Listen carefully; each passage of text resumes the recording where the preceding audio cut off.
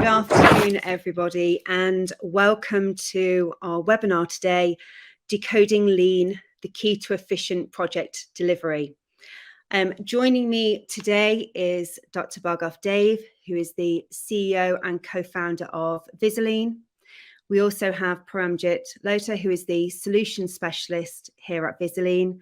And then our guest speaker is Saul Hernandez. He is the Director of Operations and Innovation at Galligan Ryan and Associates, or GRA, in Arizona. So welcome, gentlemen. You'll get to meet those guys soon. Before I pass you over to Dr. Bhargav and Paramjit, I wanted to explain a little bit about our Q&A session at the end of the webinar. Hopefully on the top right of your screen, you'll see a small arrow. If you click on this, a chat box will open. And if you have any questions during the session, just please click on the Q&A tab and enter it here.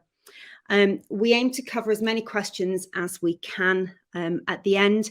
If your question isn't covered, please do get in contact and obviously we'll get back to you. So I would like to just add into the stream Dr. Bhargav and Paramjit, and they're going to take you through the first part of our session on decoding lean, the key to efficient project delivery. Thank you, gentlemen. Thanks a lot, Leanne, for the introductions, and thanks everybody for attending. So we're gonna talk about decoding lean and focus on the key to efficient project delivery. We're joined today by Saul, and thanks Saul for joining us on this webinar. So before we go into sort of decoding lean and how lean is effective, I would like to talk about kind of why we're talking about lean and why we're talking about sort of efficient project management in general. These sort of solutions they try to address some specific problems. And problems in construction, of course, there are plenty. And today we're going to talk about mainly production management related issues. So through sort of research and sort of practice, these are some of the statistics that sort of come out of construction, that there is at least half of the time sort of that goes into production management leads to sort of wasteful activities. And if you flip that, you can say that only 15 to 20% of the time that the workers and managers spend on construction actually leads to value-adding activities, which means that there is tremendous amount of waste hidden within the process, which is why we're sort of talking about lean today, and we should be talking about decoding sort of lean in that sort of sense. And why are there those problems? And some of the issues which are connected to this quite deeply is that there is a lack of process and product integration, and we'll talk about this later on in this webinar in terms of how do we decode this. And that tends to be one of the largest issues, which because that contributes to both people as well as sort of information management. And then finally, there is no common perception of value because the whole construction process is so sort of deeply fragmented as well as sort of managed by so many different sort of actors that the value proposition tends to get lost along the way, which leads to sort of further issues. So next slide, please. And in terms of sort of taking this argument further, the sort of the problems we see, there are statistics like 90 or over 90% of projects tend to sort of go into cost and time overruns. There are problems with trust and quality and safety and those sort of things. I call it kind of this sort of peeling of the onion in terms of the problem. So these sort of things which we just discussed are kind of the symptoms. They are the top level. When you go a bit deeper, you start to kind of get into a little bit more sort of issues at the surface. That we have issues with productivity, issues with communication, with scheduling and planning, and sort of value misalignment, as I just mentioned. And if you then further categorize them into root causes, one layer further down, then you start to kind of talk about, okay, there is no explicit production planning method. And there is a complete value sort of misalignment between different actors and and there is this fragmentation. So all of that contributes to kind of the problems towards surface. And if you then go right at the core, even one step further down, then there is a big argument that actually construction does not have an explicit production management system or a theory behind it. So we are building using sort of ad hoc tools and processes, but if those tools are not grounded on a proper sort of a theory and method, we're going to fail, and we consistently fail. So that's why we need to sort of start looking into lean, because lean is based on a very solid and grounded sort of transformation flow and value theory. So that's kind of the one of the things we're going to talk about today. So next slide, please. So we sort of this is one of the most interesting and maybe a little bit sort of provocative argument that there is too much focus. Construction has been criticized for years. There is this famous statistic about like all the other industries, non sort of agricultural industries, have increasing rate of productivity, whereas construction has stagnated or sort of going down. It's because I believe that there is too much focus on the productivity rather than actually the production management system. My sort of argument is that productivity will improve if the production management system is efficient. So that's kind of what we are going to talk about today. So, yeah, next please. And so let's get into kind of the challenge that we have. And in traditional sort of process, this is kind of the expectation that we have. That on one hand, we have this sort of a schedule which tells us, it's kind of tells you based on this sort of thermostat model that once the previous task is completed, from a Gantt chart or a CPM type of a plan, we start the current task. And when the reality hits, there are just so many different sort of factors that affect the flow, which is kind of completely ignored here. So the plan that we have prepared, before the project started or during the beginning of the project, when that meets the reality, you tend to sort of get major issues, meaning the plan needs to change. It quite specifically it fails, and you need to then constantly go into this sort of endless loop of rescheduling, which is kind of the main issue that kind of contributes to cascading sort of plan failures. So can we go next, please? Thanks. Yeah. Whereas in lean, the idea is that we sort of, instead of going into this sort of thermostat model where we push these plans towards the teams, we start to establish the flow and identify kind of the value stream. So meaning we identify people who are going to work on these sort of tasks. We make sure that they collaborate with each other.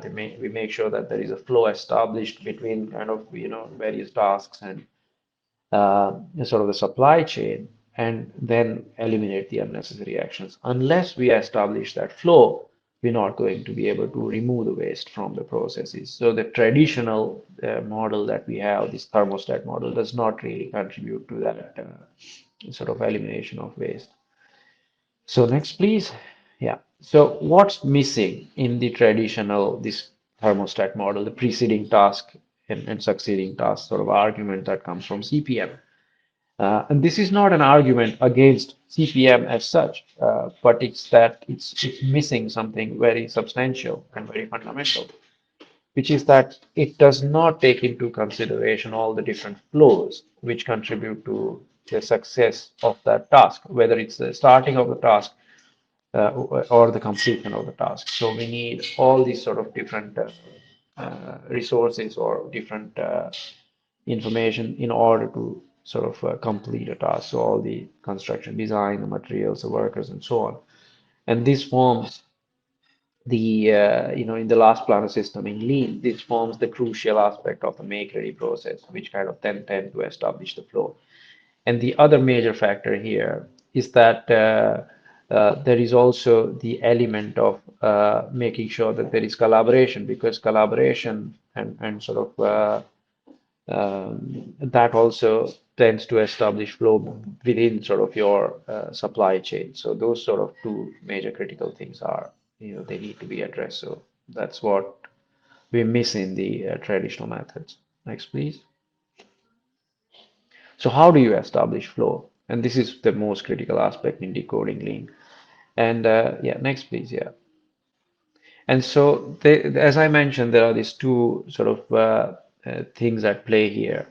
And like everything else in life, there is a balance when it comes to production planning and control as well. You need the push that comes from the top level to say we have these certain milestones that we need to achieve. If you're building a hospital, we need to make sure that certain sort of part of the hospital is operational before a deadline. If you need to then make sure that that happens, you need to sort of make sure certain parts of the structure that need to be delivered and so on. And so that sort of sets all your major milestones, for example, in place. So that top down is very much needed. But when it comes to our traditional planning, it just sort of stops there. It throws that sort of top-down plan to the side. Whereas the balance needs to be established by making sure that that is actually countered with a very robust sort of bottom-up planning and production planning process, which then defines the actual flow. So in order to achieve that milestone, what are we going to do on the ground? How are we going to sort of work with each other, in a collaborative way, in and communicate the sequences, communicate the handovers, and make sure that we are going to deliver the work to each other. And so all of that ground level planning and control sort of balances the top down and make sure that the top down succeeds. Those milestones sort of succeed. And it's considering all the resources. So when you look at the last planner system, it allows for all the suppliers to make sure that they commit based on the resources available to them. So rather than saying kind of you should complete this because the top-down sort of schedules, your master schedule tells you to, you start asking, can you do it? And then start getting the commitments about, yes, we will do it, kind of. So that's the key differentiator there. And then there are these realistic durations, that you sort of take into account when doing your detailed production level planning. Next, please. So how do you balance the push and the pull? So the push naturally comes from the client as kind of number one. That's the person who's or that's the entity which is basically at the core of the requirement setting and goal setting. And that then is working with the main contractors and architects in many cases to make sure that that plan is sort of operationalized on the ground.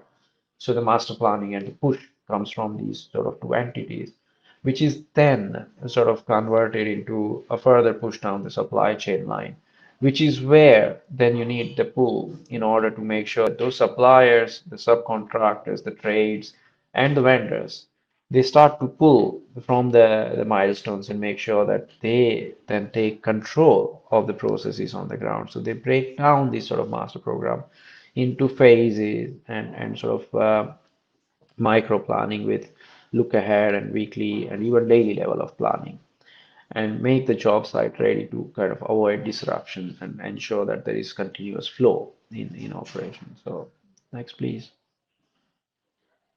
Yeah.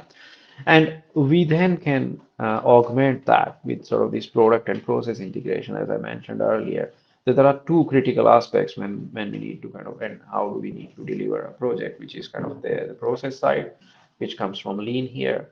And then there is the product, which comes from the building information modeling side or the product sort of information model. So next, please.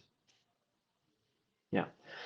And the information, one major flow that we did not talk about earlier is kind of the flow of information. And the flow of information is both about the product and the process here. And so that's something that's very critical to address in today's sort of construction project because it relies extremely sort of on the intensive exchange of information. And one key platform that can supply this kind of information is BIM. And one of the major advantages of using BIM is that it supplies accurate product related information as well as it's very visual in nature, which makes it very easy for people at the ground to understand where the production is going to happen and get sort of the information out of that. So that's quite critical. Next, please. And so when we sort of did the original research, we found that there were just so many benefits of integrating sort of lean and BIM in practice, which is why we actually developed visilean. But one of the most critical things there was to establishing flow and minimizing waste, through these sort of linkages. There are many other benefits such as kind of reducing cycle times, the standardization, variability, reduction, and so on. So next, please. Yeah. So we will now sort of, rather than just talking about theory and concepts, we would actually like to talk about real life case studies in how these things can be achieved on the ground. We have been working with customers in over sort of 15 countries, and this first project is with one of our key partners in USA, who Saul is also going to speak about this later. And it's a project based in San Francisco. And since Paramjit had been working quite intensely on that, he's going to take you through that journey and what we were able to achieve there. So over to you, Paramjit. Thanks. Thank you, Dr. Bhargav. Can you confirm, Leanne, that you can hear me clearly? Dr. Paramjit, we're not able to hear you properly. Can you hear Seems to me be some fine? issue. No, it's a very funny noise. Leanne, are Hello? you able to hear Paramjit?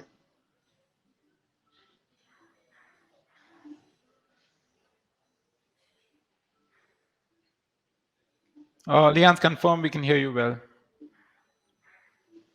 No, there tends to be, seems to be an issue here. It's okay. Maybe I'll take you through the case study. Yeah. Leanne, can we please go to the next slide?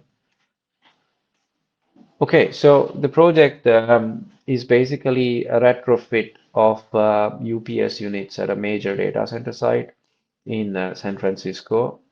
And our client in this particular case, or I would rather say partner, was GRA, which is a project management consulting business with extensive experience in working on mission critical sort of technical complex projects for data center owners. And one of the key challenges was that the data center was housed in the upper floors of a space constrained building. We'll see that later. And the units had to be replaced sequentially, one at a time, because they were space constraints, major space constraints. And the customer's business current operations could not be sort of impacted, meaning that there could not be any downtime to that business. So those were kind of some critical challenges. I'm getting feedback that you could hear Paramjit, so I'm gonna hand it over to you again. Sorry about that. It seems that only I had issues with your voice. No problem. Thank you. Okay, I'm just going to pick up from where Dr. Bhargav has left off. So this project, we've been working with Saul, whom you'll be meeting very, very soon. And this has been quite an interesting project to work with. The project involved, like Dr. Bhargav mentioned, the replacement of 10 UPS units. These are basically power backups to make sure that the data center facility can work nonstop without any issues. Primarily, the challenges were logistics, sort of, severe logistics related. And so we look at basically what those sort of issues are like. Next slide, please. Right. So the most important part was this, that these are extra large units. You can actually see a snapshot of that in the picture here. And there was a lot of preparatory work that was involved in setting these up. It also involved street closures. So you would actually, this is basically a very space constrained location. And so you would have to plan in prior for street closures and make sure that time was of the essence. And you basically had to make sure that you wrap up everything and just clear out the roads as soon as possible. These are extra large units, and even COVID-19 sort of regulations post a pandemic did not help the situation at all. Next slide, please. So when sort of GRA was looking at solutions and they sort of driving lean consultancy through their project, through their experience and sort of deploying visilean on this project, they actually helped, they managed to reduce the installation cycle time that was planned from 11 weeks to 4.5 weeks. Now, this is what is worth noting is the fact that this didn't happen overnight. it basically happened through a series of reduction from 11 weeks to 10 weeks to 8.5 to 7 and so on. The idea was that this happened in the sense that you could learn from every single unit that was installed. So every single time there was a unit installed, you could basically learn from what worked, what didn't work. And that's how the teams could actually work together to figure out what can be done to better the next installation. And Visilean helped capture a lot of that information. So with Visilean capturing that information, Saul and the team could actually discuss out what's worked and apply that in the next unit that they were working with. And so this helped them actually improve their PVC and raise it from 30% to 90%, because now the teams weren't committing to saying that we'll do it in the next 1 week or 2 weeks. They could be really accurate about doing it in 3 days, 4 days, or 5 days, whatever the activity might be, because they've just learned a lot and there's just more comfort in terms of knowing how reliable the planning can be. Next, please. So the project was actually able to avoid additional direct labor costs of between $800,000 to $1.6 million. This has been an extrapolation of actually saving labor costs by deploying Visilean on this project, and of course GRA's expertise in terms of driving lean lean process improvement. It was really important to understand that the teams could actually they built a culture of looking at Visilean and discussing work for around 10-15 minutes a day, and that really helped sort of take ownership and have clarity over the work that they were going to do. And the plan reliability really started to improve in this sense. They could actually coordinate a lot of the supply chain and other factors that were at play, like, for example, making sure the road closures were in place and ensure that the production just continues without any sort of hindrances. And if they were, which obviously, like you saw, the PPC went from 30 to 90%, it didn't happen overnight. When it went from 30 to 40 to 55 and so on, all the reasons for variance as to why they didn't do what they were supposed to do were really critical learnings that they absorbed to actually take planning forward. I'm going to hand this back to Dr. Bhargav now to cover the next case study. Thank you so much, Ian. Next slide.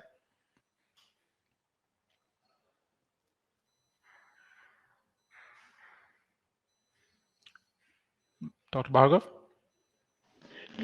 Okay, thanks Paramjit for that. Thank you. And I will move on to the second sort of case study, which is quite close to Visilean as well. It's one of our flagship projects based in Dublin in Ireland, where we have been working with Maze since last 3 years. It's also a data center project as it happens. Can we go next, please? So this is again a hyperscale sort of data center, and this one is actually the third in the row of the data centers that the company was building. We were also associated with the second one, where they started to sort of roll out digital solutions. And it's one of the projects where the company had already started to deploy lean after kind of the first project completed, where, to overcome certain challenges in terms of sort of production planning and scheduling. And it's one of the projects where, the actual flow of work, the establishment of that flow was done in a very careful way. So you had a number of subcontractors who basically worked together in a collaborative setting through the week, because the project was at such a scale that every sort of weekday there were certain meetings with subcontractors in a collaborative way to make sure that the look ahead plans and the weekly plans were in place.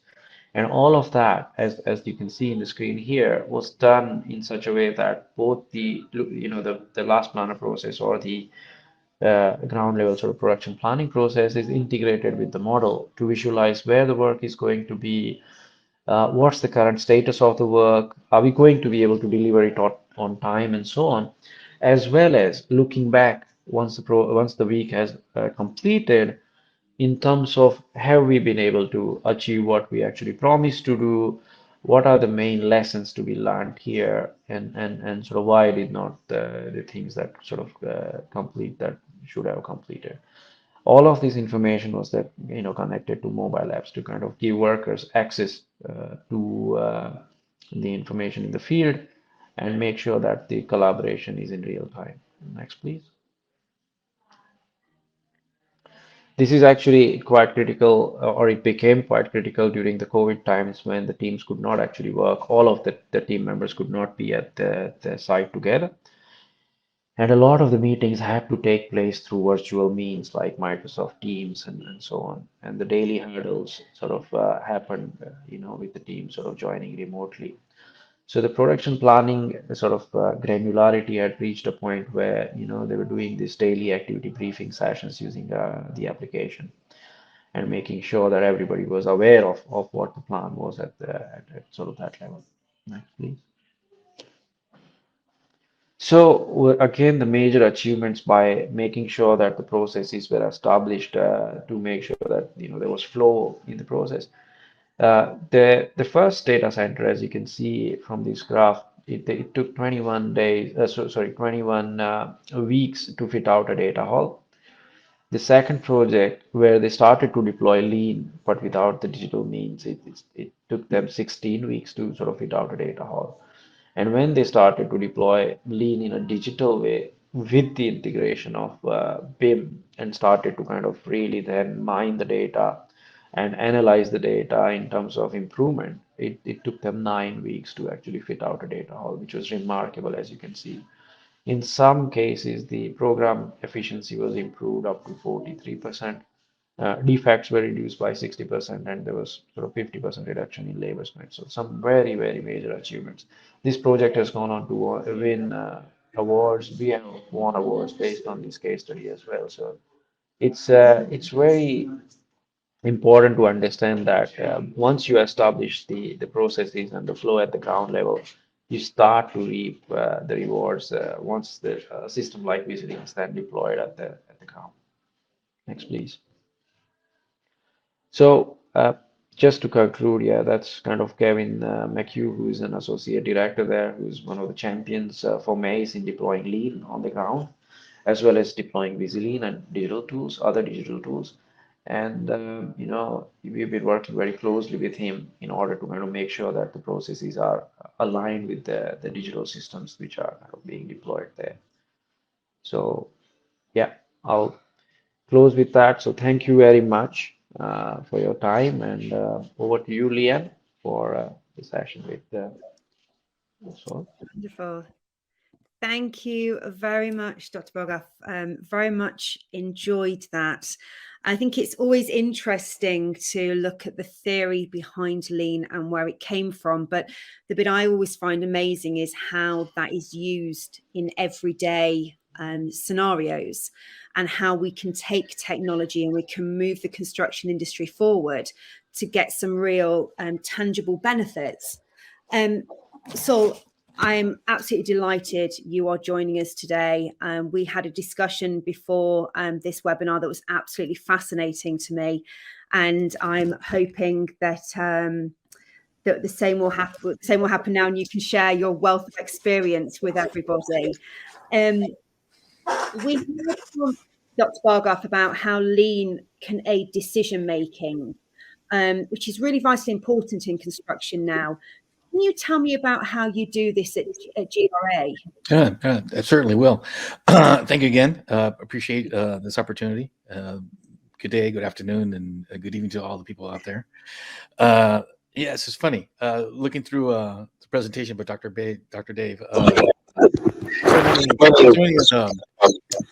of the principles of lean apply, right? And that's the first one, defining value, right? And that was probably the most critical aspect of understanding, right? We have to, every project is unique, every customer is unique, every set of project players is unique. And so it's always been our practice that the first assessment we make is who's going to be on this project, starting with the owner, and then moving on through the community of practice that's actually going to be applied to there. And so where are they on their journey in terms of applying lean, last planner, and then technology and how to use information technology. So that's first and foremost, our first thing is defining the value. So working with the owner, who's going to obviously underwrite the cost of this project or a project, is finding out what's the most critical thing for them, right? What is it they want to get out of the project? Not only do they want to get the facility typically, but also there's typically either a time constraint, a budget constraint, or an operational constraint.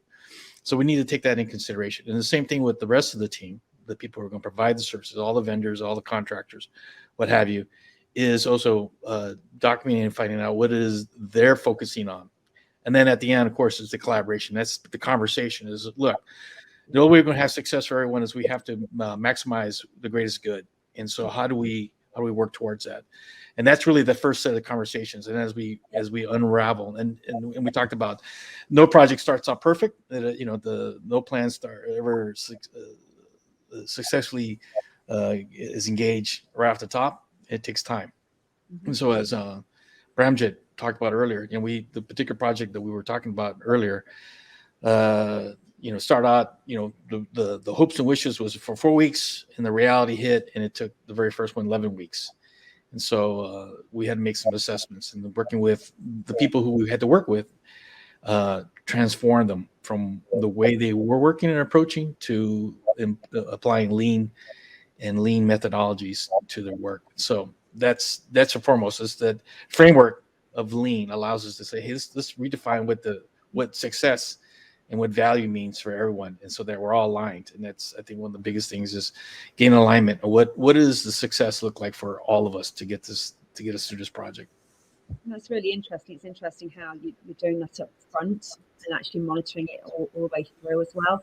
So what was, so you've got a wealth of experience and lots of background you've been telling me, but what was it like before lean principles were introduced in projects and the projects that you worked on? Before lean came along, and I've been in the lean game for well over 15 years now. Mm-hmm.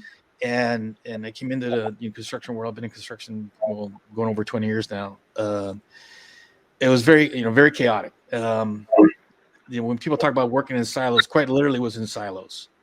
You would show up, and the analogy I used to always tell everybody was like living between two walls. And on one wall was your predecessor of activities, and they would literally throw over the wall whatever it is they did, and then it would fall down on your desk. And then you have to sift through it all and kind of look for what you're looking for and make a determination like, well, I think this is what I'm supposed to do, and I'm going to add my value. I'm going to add my layers of paperwork or what have you and information. Then I'm going to package it and throw it over the next wall and let the next person catch it. And then they did the same on so on and so forth. And so the analogy I always use is the old telephone game that we did as children, right? Where we start with one child at one end, and we all tell a different secret, and before it gets to the other end, it's a completely different story before the other end. And that's how a lot of projects were handled. The owner had a particular vision, and by the time it got done, it was nowhere near what that vision was. And it's because from the very beginning, nobody was aligned. Everybody wasn't told what the end point was. And so it's through lean, because you do have to have a conversation. I always say it's always about the conversations. Mm-hmm. And instead of the conversations being one-to-one, is one-to-many, and getting everybody together and then collaborating together. And so as we started to see that, and early on, I used to work in oil and gas, and very complex, very large projects. And as we started bringing in lean, I embraced it. And I said, let's open up those conversations. Let's bring in not just the owner, not just the designers and engineers usually up front, and the planners and schedulers at the top level, but let's bring in the construction workers, the actual people who are actually going to do the work. And then also, most importantly, the people who are going to be operating that facility and get their viewpoints. And especially with the advent of BIM and visualization of 3D modeling and scanning, we've been able to democratize projects. We're able to incorporate everybody's viewpoint. And I think by all that collaboration and the ability to use technology to gather that information from everybody's viewpoints, everybody's needs, wants, and desires, and then amalgamate them in such a way, integrate them in such a way that actually the outcome is much more better designed. And so to the point where I always said it's a 110-100 rule. For every dollar we spend in time and collaboration in initial stages, avoids $10 of change orders in construction, avoids $100 in change orders after construction, right? Wow. Yeah. So it's a error, and it's a geometric change. And so recognizing it, and we're starting little by little. I think the construction industry is starting to recognize it and embrace these ideas, these concepts, and applying them. The MACE project that Dr. Bhargav just talked about, phenomenal. But everywhere I've gone, I mean, the same things happened in my oil and gas industry experience. We went from 30-40% productivity to 90% productivity, and it was applying Last Planner in that environment, right? And it was breaking down the silos and but it's the culture piece. It's always been the culture piece, is getting people to absorb and adapt and adopt a lot of the practices. And it's through using tools that are very much visual, that allows people to pull their information as they need it. So you would democratize it. They can see what it is they want to know, and then access it, and then share it and collaborate around it with others. That's what enables and empowers the workers in the field. At the end of the day, it doesn't matter what the owners want. It doesn't really matter what the mid-level managers want. At the end of the day, the person who decide your fate is the person who's putting weld on pipe, the person who's turning the screws on the bolts to install equipment. Yeah. They ultimately are the ones who are going to determine your success. So why aren't they part of the conversation? And that's where Lean Last Planner helps out. Yeah, you talked there about behavioral change, which is really fascinating to me, and how you can sell this into a workforce. If we look at the data center upgrade that Dr. Bhargav talked about in San Francisco, what insights from that, from your perspective, could you share with us? And I'm really interested in how it was deployed, the challenges you faced, right, the things that you faced. So that was a very very interesting, very fascinating experiment, and it was an experiment on our part. We were bringing together a team, a whole new installation process, right, and working with a manufacturer who's providing the equipment, and then working with their team, and then working with in this particular case, it was an electrical contractor. There was no GC, and they've never worked with each other before. And bringing an environment, and then all the other sub trades that were involved as well.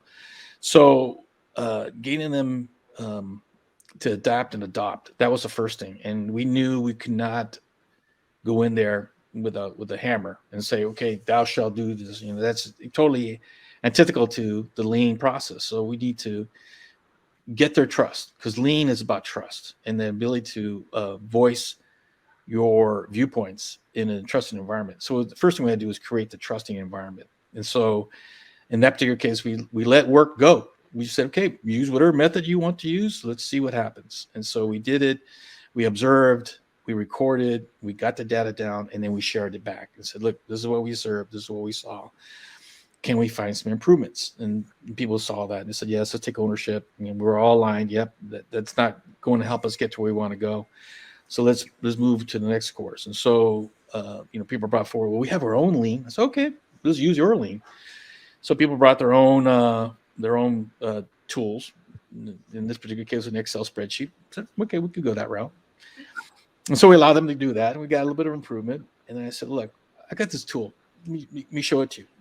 Showed them a couple of times what the visilean tool can do. And quickly, you see the lights popping off in a lot of the frontline workers. And that's what we were really trying to get support from, is the frontline workers. At the end of the day, they're the ones going to either use a tool or not use a tool. And they immediately caught on to what was the benefit of using the tool. It made their work visual. They understood what they were supposed to do, and where they had to be.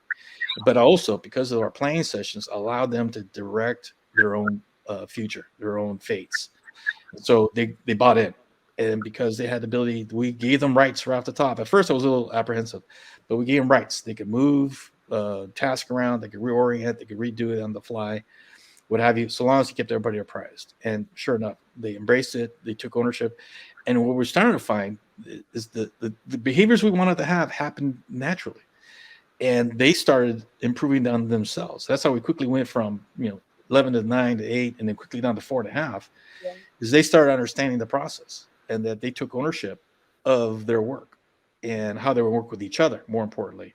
So it's not individually. They looked at what can I do in my task, but then how can I help others, and how can others help me improve overall? And so that was, I think, the most fascinating part of it, all in the context that we were in, one of the most congested areas in the world, trying to get people on site was always difficult. We had the pandemic hit us, so we had those restrictions, social distancing, masking, and what have you. So over the course of the year and a half of work, we never had one incident of COVID infection on that site, which in the middle of San Francisco is pretty amazing when we consider how widespread it was there. So people were responsible, people were respectful, they stuck to the schedule, they actually enhanced the schedule, made it better, and we were able to speed it up. It became standardized work, which is the gold standard in the lean last planner kind of environment. So production planning, people started to understand it, started using the words and the terminology and the jargon of lean. So we knew we had made inroads. I think that was fascinating. As a matter of fact, we went to the next project. We're ready to go on to the next project with the same group of people, applied to a different owner, different location, but you already see people starting to embrace and already starting to think along the same lines. So I'm like, hey, let's use some of the techniques we used there, apply them to this one. And we've already compressed the schedule before we started.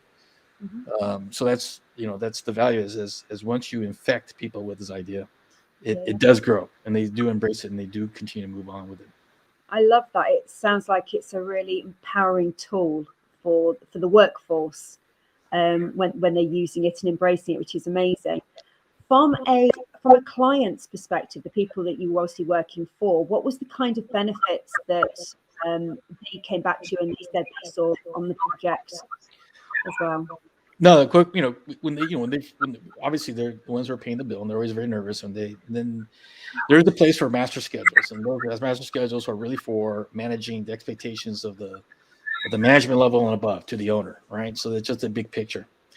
And oftentimes some of those schedules can be a little too detailed, and they start seeing, like in a normal project, the vacillations of when things are going to get done. And sometimes that I call the jitter, the sinusoidal waves that happen in any project have a tendency sometimes to raise eyebrows too quickly, and then you start getting too much involvement sometimes from senior management. So that by decoupling the two, they fed each other, but they decoupled in reality. We're able to give them a much more higher accurate upper level schedule. So they didn't see the bouncing back and forth. They just saw, it's steady, it's on progressing on track. And what they didn't see, the sausage being made, right? They got the sausage, but the sausage being made, that's what we work on at the production planning level, right? We took care of all those sinusoidal wave changes. And because we embraced the lean approach, we beat out all those jumps in the sinusoidal wave. And so that allowed for the owner to have a higher level of confidence over time, as he saw, it took the 11 weeks the first one, and of course eyebrows go up. But then within 2-3 iterations, they saw the next one going quicker. And before you know it, our initial meetings with the owner was 2 to 3 hours a week. At the very end, we maybe got 5 minutes, right? And that's how much time we had to spend with the owner. He knew, okay, fine. And to the point where it was almost like, why are we meeting? Mm-hmm. And this was by the 7th or 8th iteration, it was pretty much, we got together just to have a morning break, right? And to talk to the owner and how things going. And I think we spent more time talking about our children and our families and our wives and what have you, that we actually did speak about the project as a project. By that point, by the 7th, 8th iteration, sure, we had issues, but there was such high confidence that the team could handle it, and they did. And they usually came to the owner and said, look, this is what's happened, this is what we've done, this is how we changed things. And it's more a report on ourselves, being very transparent. Yeah, we did have some issues, but we were able to fix it out. We were figuring it out ahead of time. And here's how we've been able to add more value to you. And so people took ownership, and the owner really appreciated it. And to the point where when we finished, it was like, oh, we're done. It had gone so well. So nobody really, it was just almost natural. Right. Yeah. And but the trust level, everybody got to know each other. And that was, I think, the most critical thing at the end of the day. I think we would all work with each other again and again and again. Because we had created that environment of trust. And it all went back to applying lean in the lean principles, and the visilean was a big part of that. It allowed us all to have a higher level of confidence that we're going to meet our goals, and we did. Wonderful, thank you. When we ask people to register for this webinar, we asked them if there was anything specific they were looking to gain out of it. And a lot of people said they were not using any kind of lean BIM software at the minute? And what advice would you have to those companies that hadn't taken that route yet but wanted to? Yeah, I would tell you, it's a journey world worth taking. It's where the world's going. The reality is, we're all on a digital transformation of some sort, and some are a little more advanced than others, some are a little more mature than others. But at the end of the day, the world as we know it is transforming, and it's because of technology and the infusion of technology. But we have to be very careful, right? We always tell our clients, you might give a person a brand new tool, but a fool with a tool is still a fool. And so we need to be very careful. Are you prepared as an organization? It's not only cultural change, but it's behavioral change. And some of the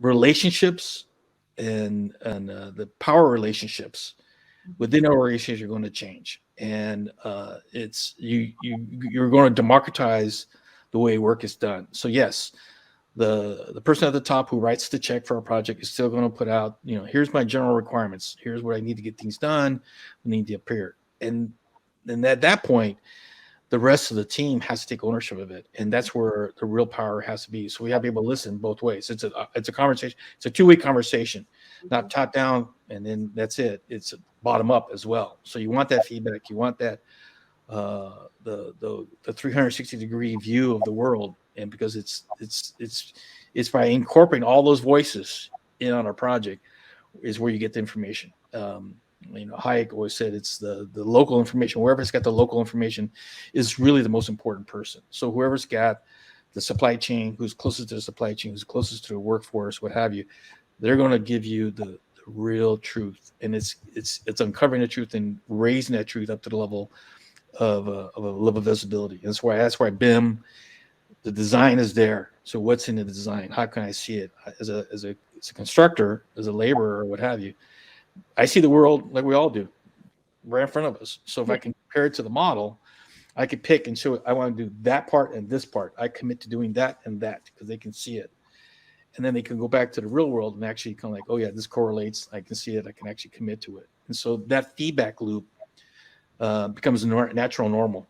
And so that's what I'm saying. It's augmenting our world by using technology as a tool to make us more efficient, but also rethink the way we do things, right? So, and it's in the context of those lean meetings, right, where you have every vendor in there, every contractor, is you actually get to see the collaboration going on, and it's the synergy that's developed amongst those different people, where people actually figure out, we could do this a little better if I do this and I do that, and with you, and you do it here and I do it there. And what you might have taken weeks to do, it's now hours and days, because the people who are actually do the work want to figure out amongst themselves. So they don't want to waste their time. Nobody does want to waste their time.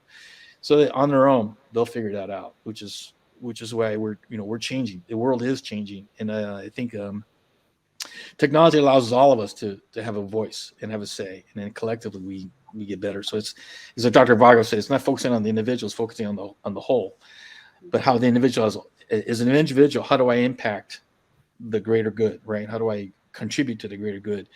And how do we pull out more out of it, right? And so we're starting to see that, right? It's the Medici effect, where you have two different disciplines, they come together and create a third discipline. That's what happened on our projects, right? You might have an electrician, you have a mechanic, but you're creating a third discipline by adding those two works together, and you're actually creating even more value, right? Usually it's a geometric jump. Thank you so much. It has been an absolute pleasure to chat to you. I am going to open up the floor to questions. If anybody would like to add them into the Q&As, please feel free to do so. Now I've got some in already.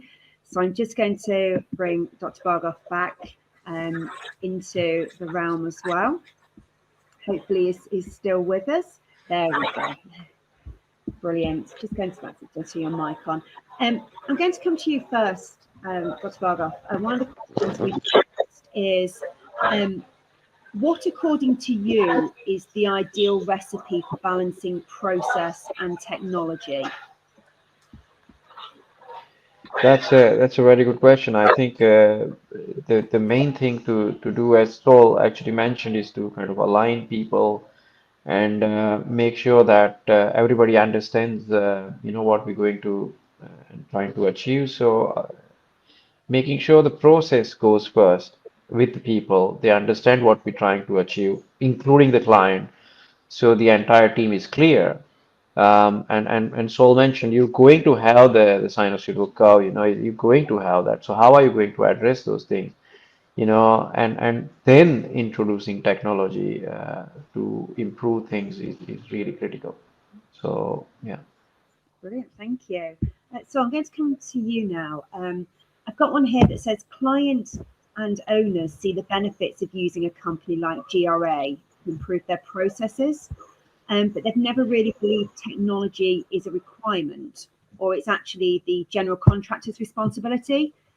So based on the case study, the staggering results that we've seen, do you think that clients stroke owners are changing their stance and views to link together more so than before? Yeah, I would tell you that you're more progressive owners, right? The people who have, particularly the people who've got the most at risk. So they have a large portfolio. They have a very active building program, right? So some of your data center, hyperscalers, what have you, they have to take ownership of it. They have to take ownership of the whole entire process and realize that they have a say. At the end of the day, they're paying the bill. So if they're willing to take and they take whatever they're given, right? Whatever the engineers, designers, and architects give them, and then on to the constructors, what have you, they're leaving a lot of money on the table, to be perfectly honest. And so if they get engaged, and that's where I came out of the oil and gas business as having been a part of an oil and gas company, we were very involved to the point where we ran our own projects. We didn't buy project management. We had organically within ourselves. And you're starting to see that now, some of the more larger hyperscales where they have a construction arm, a very large construction arm that they take on ownership. And yes, they work with general contractors because that's where the workforces are, but they're very prescriptive. And so they get the value from doing that in the value of the construction project. But they're starting to see a lot more people understand it's also the value of the data, right? We're all starting to talk about, and we talk about the metaverse, right? We talk about the digital twin. We've talked about, well, all that's coming to fruition. All that data that's created, all that goodness that's created in design and engineering, all those drawings, all those BIM models. We're at a point now where we can actually start affixing in three-dimensional space in an augmented world all the known information to a particular thing.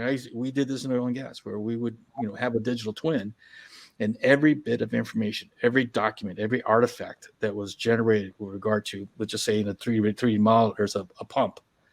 Everything we know about that pump, who built it, what purchase order got it, how to repair it, the video that tells you how to take it apart, how to make it safe, how to lock it out, tag it out, all that is visually available. And I always told everybody, someday we're going to have young men and young women graduate from high school, right, secondary school, on a Friday, and on Monday morning they're going to show up to work for you, and you're going to hand them an iPad or a laptop and a 3D visor of their helmet, and they're going to become experts, right? Because they know how to use their thumbs very, very well, and they can get the information they need, and they will be able to do that. It's because it's the amalgamation of that data, right? So you put together the schedule, you put together the work order, you put together the model, and all the other visual training aids allows them to be able to do the work, right? Or if they run into a problem, they can dial up, in a central location, the most senior person. Then they can see what they see to the use of the helmet cam and what have you. So all that's coming together. And we see that now. We saw people starting to experiment with it quite a bit. And we're experimenting with it so they can help each other out. Because we can't, and we talked about this earlier, we're in a talent crunch right now. We all are, right? Trying to find the talented people is becoming harder and harder. So how do we extend the value of that talent globally? Literally globally. And we got the issue right now. We got people on the West Coast. We got people on the East Coast. We got projects going on now in the Far East. And so how do we extend the value across 9,000, 10,000 miles? And we can't. We're able to do that now. This next question actually covers a little bit going on from where you were, and it's actually, and Dr. Bhargav, if you had a crystal ball and you could look 10 years into the future, where do you think Lean BIM is going, and how do you think it's going to improve even further? Or just turn your microphone on. Yeah, sorry. I was saying that Saul has already partially answered this question, that there is a lot of convergence in technology that's happening right now. He mentioned, the digital twin, virtual sort of reality and augmented reality and those sort of things.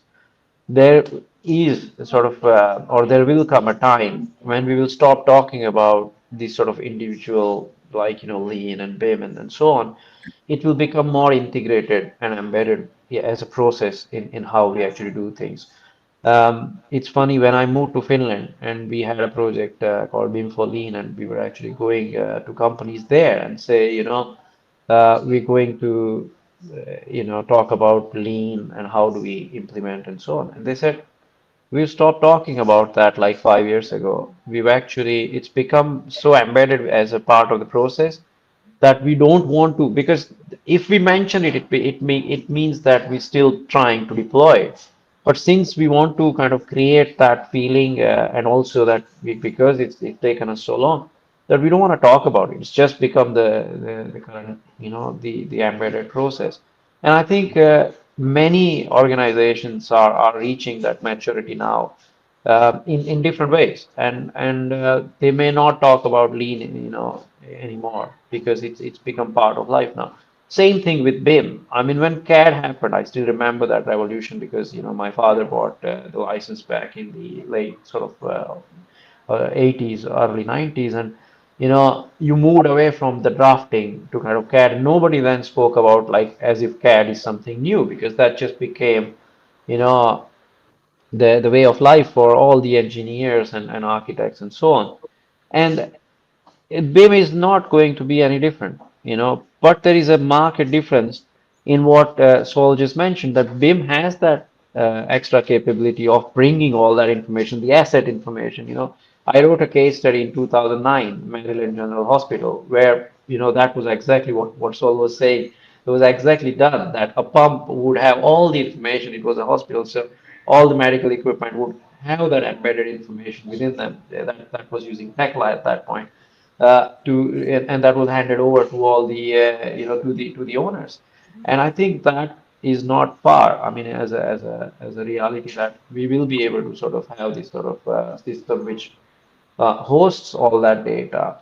And I think what we want to see is the life cycle being managed effectively. So again, if we had collected all that data during construction, you will also have all the information associated with that, like what happened during the process, what sort of decisions were taken, if the design was changed, what sort of issues we faced, and maybe documentation with photographs and so on, so that in future, when things became more on the operational sort of way, moved on to the operational front, the same information can be used to effectively manage that building. And I think that's where the world is going. So this is what I think would happen.